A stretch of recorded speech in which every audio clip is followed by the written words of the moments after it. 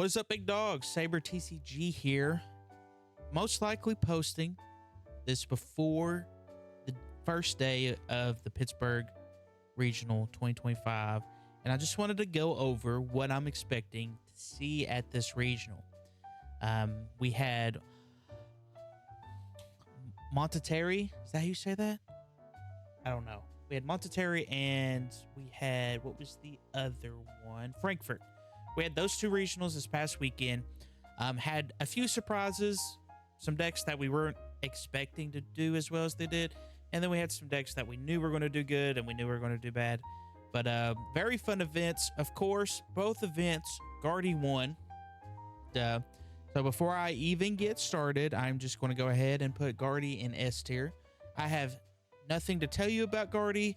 If you need to see anything about Guardy, just go back to the past regionals. But these past two regionals that we watched were the first of the new 2025-2026 season.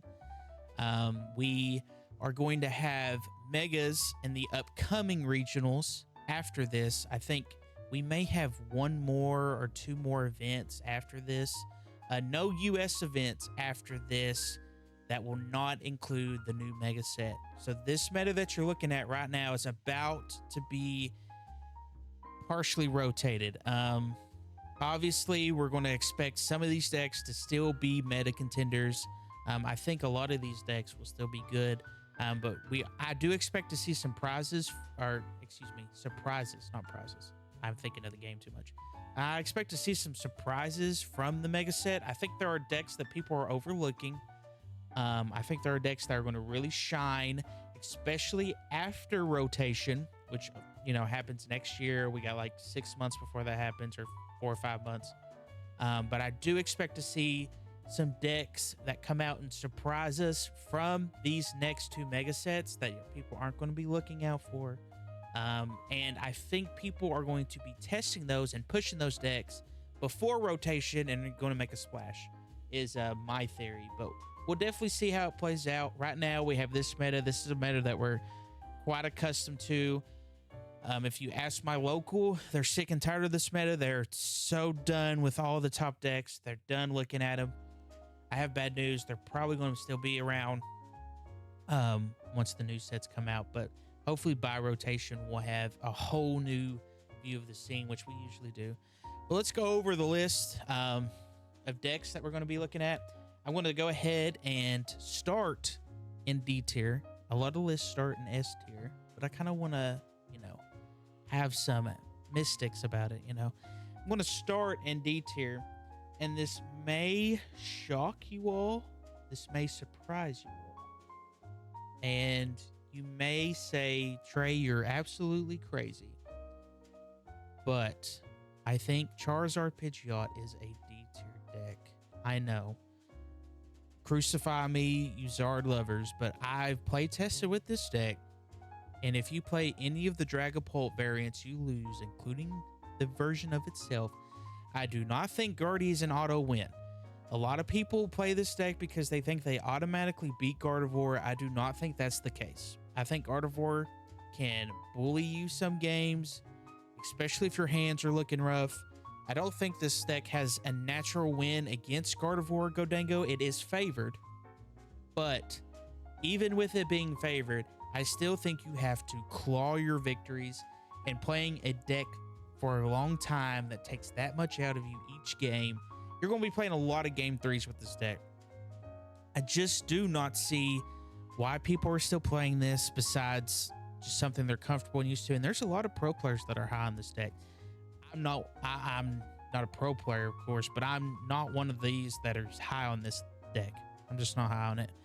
I think the second deck that is in D tier, which hurts my soul, it really does, is Ethan's Typhlosion. The fire decks just aren't pulling their weight this season. I think all of these decks, when we're looking at these lists of decks, all of these decks are good enough to day 2. All of these decks are good enough for you to perform well, but for your best chances of performing well, you want to be the S tier or the A tier. these C and D tiers, yeah, you have a chance to do well, but you're really relying on either matchups or the players that you're playing against not used to playing against your strategy. I think Charizard, you're really relying on seeing those matchups and not seeing the Dragapults, not seeing the Grimmsnarls, heck, not seeing the Terrabox, the Flareon Noctowl. Like, you're really hoping to see Godango versions and Guardy and maybe even Bolt, right? You really don't want to see a lot of anything else. Ethan's Typhlosion is the same thing. You want to see the Godangos. You want to see the Raging Bolts. You kind of want to see the Joltik Box. It's kind of a mix. You want to see the Flareon Noctowl. I think your Terrabox matchup is 50-50 with the Wellspring unless you're going to play Shaman. And even if you play Shaman, there's really no guarantee because your only way to get that out is your 4 Ultra Balls and your Artisan. And I don't think that is reliable at all, especially when you look at your hands and you're like, if I don't Ultra Ball and put down a Cyndaquil, I automatically lose. So I do think that matchup is 50-50. I think your Guardy matchup, you lose. Every Dragapult variant, you probably lose because nowadays they're playing at least like a 1-1 or a 2-2 line of the Dusk line. And once they play those cards, your deck's win percentage against Dragapult plummets. I think your Charizard matchup is okay. That matchup can get a little tricky, especially if you get rid of your Gravity Mountain early or prize it. And the Grimmsnarl matchup is not good. I would like to think that matchup's okay, but I swear every time I play against it, I play a Grimmsnarl player that knows what they're doing. That's the big thing with Typhlosion. If your opponent doesn't know what you're doing, you can beat the Guardies. You can beat the Grimmsnarls. You probably still can't beat the Dusknoir decks, but you can beat these decks because they're just not used to dealing with the one prizers. But when you play against good people, especially people on day 2, you will not win a lot with this deck. You're going to hope to see your matchups. So that's why it's a D tier deck. I think for C tier, I have the Ho-Ho Armarouge and the Ends. I know the Ends deck did really well in Worlds, and I feel like every Worlds that we have, we see these decks that perform very well. That a lot of people are not necessarily expecting to do well. And this Ends list, I think, is good. I don't think it's bad, but I think it's one of those lists that it's these specific players. It's like Stall, but it's not like Stall. Let me explain myself. So every Stall pro player that you see, they always play Stall. They're always pushing Stall. Think about Snorlax. The Snorlax players were day 2ing every event, topping every event, and they never switched. They just stuck with it. Ends kind of feels like that. It feels like you have to be a master of this deck to perform well. I don't think some random Joe Schmo is going to pick up this deck and do well at an event. It just doesn't feel like a deck that flourishes that way. And the Ho-Ho Armarouge kind of gives me a similar vibe. This deck's kind of hard. The Wellspring play is good in it. Having answers for everything, like having the hands, having the Clefairy is good. But it's like you have to know how to sequence your plays very well, or the deck just kind of falls apart. You also sometimes really struggle with your hands. You have to know how to play through bad hands. That's a skill in its own, is knowing how to play through bad hands to optimize yourself to get to where you need to get to. You really have to know that for these 2 decks. So the difference between D and C, in my opinion, is C is the better deck, but they're a lot harder. And D, in my opinion, is just a deck that just, you know, on a good day, it's going to be amazing. On a bad day, it's going to be awful. I think C tier could be potentially an A tier for certain players, but the average player is probably going to be a C tier deck. And I kind of feel the same way with Flareon Noctowl. I know that's crazy because it has a good Godango matchup. I think I'm kind of back and forth. I think this is a B tier deck. I think it barely slips by. This deck is also hard, in my opinion, in my humble opinion. to know every single matchup, how you're supposed to play, and optimize your plays with your Noctowls. I think sometimes you're just going to mess up. The longer the tourney lasts, the more options you have to mess up.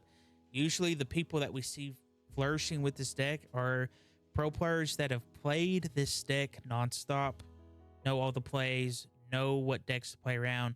I think also the Terror Box coming in kind of hurts this deck too. But I do think it's like high C tier, low B tier. Other B tier decks that I do have the Grimmsnarl Frostlass. I know this deck hates playing against Godango, but besides that, it's kind of good. The Terror Box matchup is probably bad too, but this is a new addition. I still think this deck is solid. Any deck that plays 4 monkeys in a Dragapult heavy format is probably going to be good. It also has weakness against Gardevoir, which is really good. I wouldn't count this deck out for anything, honestly. I still think it's solid. I would also put Joltik Box in the same category. So if Joltik Box is not performing well in a format, which here lately it's not really done well. Most people are wanting to play the Godango version anyways, but like the Joltik Box conversion rates are just kind of whatever. I know the Grimmsnarl conversion rates aren't great either, but I think it's really due to less players playing the deck because they don't have any faith in the deck, right? I think that's the big difference with it. I still think this is a solid deck. Obviously not as good as Joltik Box, but I think if you're going to play Joltik Box, you should play the next deck I have on this list, which is the Godango Joltik Box. Which, where do I want to put this? Do I think it's high B or A? It's probably A tier. The Godango Joltik Box just helps with a lot of its matchups. The Joltik Box has a hard time getting past. It's also a draw engine that's built in, which Joltik Box always has a problem after they get Ionoed. What do I do? How do I get to my bosses? How do I get to my plays? I'm just going to have to hope I draw, right? Playing the high count of the Pokegears, just kind of rolling the dice, see what I get. The Godango makes it a little bit more consistent, but your hands are a little bit more bricky because of it. So it's like a win-lose situation, but I think the win favors yourself more than the loss that you take with the deck. I think if I was going to play Joltik Box, I would play test this version a lot and see if I like this version more. Also in A tier, I would have to put Raging Bolt and Purepult, and I actually forgot about this deck. This deck is probably also in B tier. And then this version of Pult is where I'd have an S tier. But I'll get to the S tier Dragapult here soon. I think Dragapult Charizard is the weakest version right now. I don't really see the pros of playing the Zard except that it helps your Gardevoir matchup. I really think if you're worried about Gardevoir that much, just play the Dusknoir and hope you see the Ghost when you need them. I don't think it's worth it because it makes your like Grimmsnarl matchup a lot worse, your Bolt matchup a lot worse.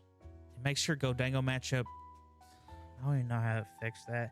I don't like playing too small stage.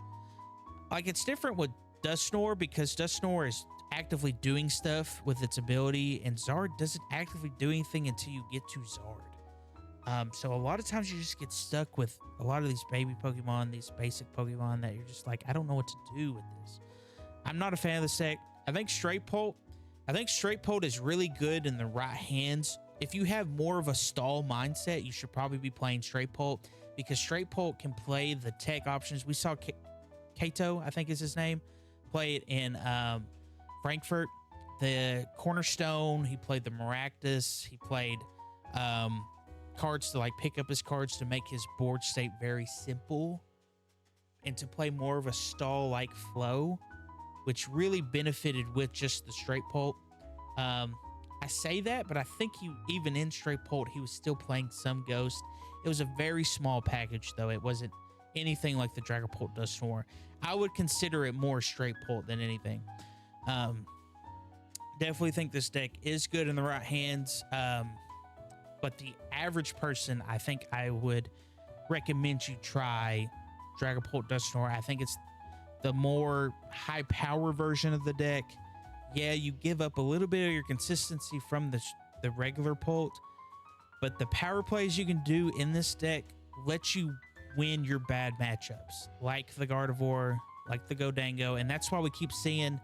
I mean, the conversion rates are really high for this deck. The amount of people that are playing this deck is very high. This deck's just good. You know a deck is really good when the bad matchups are two of the other best decks, and it doesn't matter because it's still performing. I really think the Ghost version and the tech that we're playing now in this list helps your Gholdengo matchup. I think that's more 50-50 than anything. I don't think it's a losing matchup anymore. And if you're playing the Joltik Block version, I definitely don't think it's a losing matchup. I think that makes your deck a little bit worse against this deck specifically, because your Ghost plays are a lot better. And yeah, they Iron Hands you once, but all you have to do is set up your first Dragapult, start attacking, and then they have to rely on seeing that boss. And a lot of times you Iono, yeah, they're going to be drawing, and yeah, they can see it sometimes, but even then, after that, if you attack, get a 4-prize turn, and then Iono them before that, and they're on 2 cards, and you have just a Dragapult and some Drakelokes, they're not going to be able to set up another hands. They're going to have to deal with the Dragapult. It's really hard for them. So if you're going to play Dragapult, I would definitely try these 2 versions before this version and see which one you prefer in your playstyle. Gholdengo, I think, is the last S tier deck. Gholdengo is very solid. I think the only problem is there are just cards that stop this deck in its tracks. We saw the Cornerstone in the in Kato's list with the Dragapult. Just absolutely just dismantle the Gholdengo. Even playing the baby Gholdengo wasn't doing anything. The Gholdengo back in the day could play more like tech cards for the Cornerstone. Now where you're playing the Genesect and stuff, your deck's a little bit tighter. You don't have the luxury of playing all those tech cards. I think Gholdengos are probably going to go back to playing more of the Scizor line and hoping that they catch you off guard with it. But even then, all they have to do is wait for you to play the Scyther and then just boss it or counter catcher it and knock it out, and then it just doesn't work. So that's the main problem, is getting ahead. They play the Cornerstone and then you're just stuck. But if you can avoid that, you have a good matchup against Guardy. You have a good matchup in most Dragapult versions. I still think this one's even, unless they play the Cornerstone. I think your Rage and Bolt matchup is kind of dependent on whoever plays the first 2 prizer usually loses. But then it just depends, because neither one of you are going to be Ionoing each other, so you're always going to have your plays. I think the Joltik Box matchup is in your favor. They may get the first 2-turn prize knockout, but you're just taking 2-2-2 right after that. The only way they stop you is with the Pikachu, and which is kind of a struggle, but usually you can just boss around it and knock stuff out, and then very rarely do they get a second Pikachu attack off, and they're just relying on keeping it up and saying, okay, deal with it. But if you play 4 boss, that just doesn't matter, right? The Grimmsnarl matchup is so in your favor. Grimmsnarl struggles so much. Flareon matchup is bad. Typhlosion matchup is bad, but look where your bad matchups are. They're more in this lower area, which a lot of people would probably have Zard either C or B, but I just think this deck's just not good. But this is what makes Gholdengo flourish, is your bad matchups are these low decks that you're not going to see a lot of. But it will suck when you sit down and your opponent's playing an Ethan Typhlosion, because you're probably going to lose. Like, there's just nothing you can do. And then the Terra Box. I think Terra Box is... I think Terra Box is a B tier deck. I think it's high B, low A, and may get a little flack for this. The benefits of the deck is you get to go first, which is super nice in a going second heavy format. I think that's super nice. The Water Ogre Pawn is amazing. Nobody's playing the Shaman right now, but that's the thing. I do think people are going to be experimenting with playing with the Shaman. Now, granted, the Shaman is a little bricky. The only clear way you can get to it, where it's an 80 HP Pokemon, you can't buddy. So you either have to Ultra Ball to it or you have to Artisan to it. And that's just kind of whatever, especially if those two cards is the only way you can play your core. Like, if you don't have any Dreepies, if you don't have any Ralts, if you don't have any Gimme Ghouls, you're going to be going for those first before you can Shaman. And at that point, if you have to go for that, they will spring you, the game's over. So there's benefits of that. Has a attacker for every deck, gets to play the Pikachu, gets to play the Clefairy, gets to play the Iron Leaves. Has been really impressive against like the Grimmsnarl, the Charizard, just stuff that's weak to grass. You get to play the Ursaluna for your late game to finish the game. You get to play 4 Crispin, so you're always getting energy out. You're getting to play all these cards that are constantly letting you play with the Noctowl engine. But you are a 2-prizer deck that can lose to an Iono at the end of the game. It's going to happen to you. And you have to hope that you have the Hoot to Noctowl play that ultimately lets you win the game. If you don't see that, you brick. You just have to pass and hope your opponent just doesn't win. And a lot of times the Dragapult's going to do that to you if they get to that point. So it's all based on your Iono play. So it's very important that you play through your deck, get to the cards you need, and once you get there, give yourself a good chance to draw what you need. But yeah, I think that's the list. I think that's what we're going to see most of at Pittsburgh. I honestly think there's a good chance that you see every deck on this list at least once. I think this format is where it's going to be the last format before Megas in the US. A lot of people are going to be playing those decks that they've been playing all season, that they feel the most comfortable with, that they think that they're going to do the best with, even if they're not strong picks. So you're going to have those Charizard players. You're going to have those Ends players. You're definitely going to see the Terrabox, the Joltik Box, the Grimmsnarls, the Dragapults, the Eevee boxes, the Raging Bolts. You're going to see all of it. So it's very important that you see, you know, here's the decks I want to see. Let's look at what my bad matchups are. Let's see where they're at in the tier list. I think it's always important that you make your own tier list, of course, because you need to know what you think's good, what you think's bad. But it's always nice to hear other people's opinions, right? And then once you look at that, see, you know, well, here's my bad matchups. Here's how often I think I would see them if I played X deck, you know, stuff like that. So from looking at this, just in retrospective, Gholdengo looks pretty good, right? It looks like a good pick because your bad matchups, in my opinion, are a little bit lower. Gardevoir, of course, is always good, but are you comfortable enough with the Gardevoir? Because you do lose to the Gholdengo. Are you going to see a lot of Grimmsnarl? If you see a lot of Grimmsnarl, you know, that's going to be tough. If you see a lot of Charizard, it's going to be tough. Just things like that. But with Terrabox having this big surge, Terrabox hates playing against Gardevoir. But the idea is you want to play a deck that loses. You're going to have to play a deck that loses to one of these 3.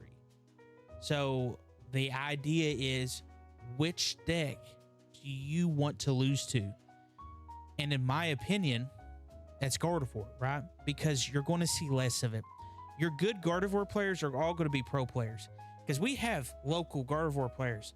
And don't get me wrong, they're nice people, they're good players, but they're not great with the deck. And if you're not great with Gardevoir, you're missing a lot of the potential that this deck has just to stomp you. And if you don't have that, you can beat those Gardevoir players. Now, when you start getting to those higher tables, though, that's when it's important to be able to beat Gardevoir. So what's your goal for the day, right? Are you just wanting to day 2? Are you wanting to get to that top cut? Are you wanting to win the event? You know, that's stuff you have to consider. But it looks like most people are playing to lose against Gardevoir, but playing to beat the Pult and the Godango, which is why Terrabox is seeing such a surge. And I think these decks are going to try to counter that with the Shaman, with some other plays to be able to get past that. So it's very important that we look at stuff like that. But that's the video. That's my thoughts in Pittsburgh. I will be there. If you see me there, you know, feel free to say hi. Come talk to me. I'm always willing to talk about the game, talk about life, you know, everything in general. But that is definitely what I am expecting to see at Pittsburgh. I hope you all do well. I'll be rooting for every single one of you all at the event. Let me know how you do in the comments. Let me know how it went for you, what some decks you saw, you know, what rogue options you saw. I think the last regional I went, I saw like Mamoswine, which was crazy. I didn't think I'd see that deck ever. But yeah, thank you all for watching, and make sure to tune in to this weekend for the Pittsburgh regionals, and tune in to my channel for all the uploads we have for you this week. We'll catch you later.